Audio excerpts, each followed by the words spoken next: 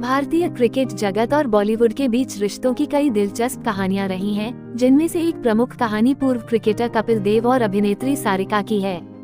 Cricket और फिल्मों के इस अनोखे मिलन की शुरुआत 70 के दशक में हुई थी, जब दोनों अपने अपने करियर के शुरुआती दौर में थे। कपिल देव और सारिका की प्रेम कहानी। कपिल देव और सारिका की पहली मुलाकात उनके एक कॉमन दोस्त ने करवाई थी।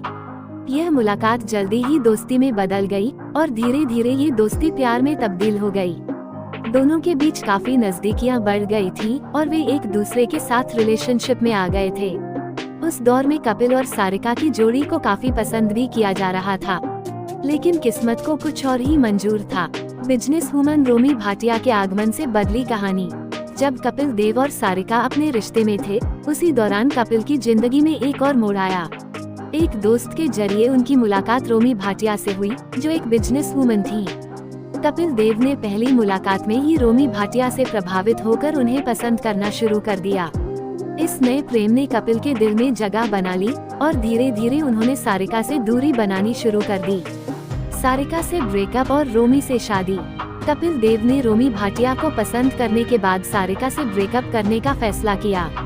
कपिल और सारिका का रिश्ता खत्म हो गया और इसके कुछ समय बाद 1980 में कपिल ने रोमी भाटिया से शादी कर ली।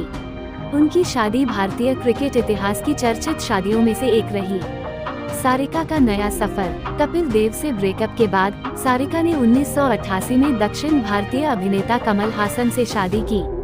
हालांकि यह शादी भी ज्यादा समय तक नहीं चल पाई और 2004 में उनका तलाक हो गया।